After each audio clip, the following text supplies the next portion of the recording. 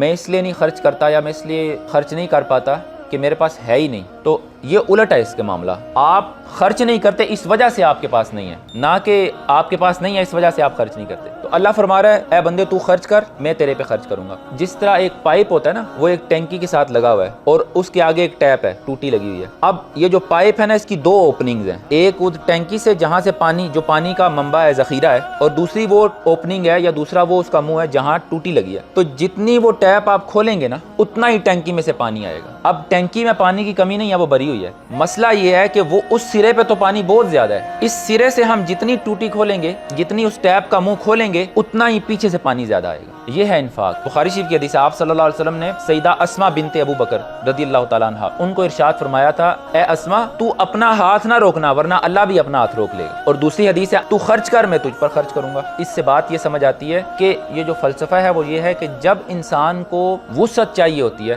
انسان کو خوشحالی چاہیے، تو اللہ سبحانہ و تعالیٰ نے جو قانون بتایا وہ یہ ہے کہ تم خرچ کرو۔ اور جب تم خرچ کر رہے ہو تو اس بارے میں پریشان نہ ہو کہ یار یہ میں نے 100 میں سے 50 خرچ کیا ہے اللہ کی راہ میں، یا 100 میں سے 20 خرچ کیا ہے، باقی 80 رہ گیا۔ تو ہماری گنتی کے مطابق 80 اس 100 سے کم ہے، لیکن اللہ سبحانہ و تعالیٰ فرما رہا ہے یہ کم نہیں ہوا، یہ کئی گنا بڑھ گیا۔ ہفتہ وار لیکچر میں شرکت کے لیے اپنے قریبی برہانیہ کے سینٹر میں تشریف لائیں۔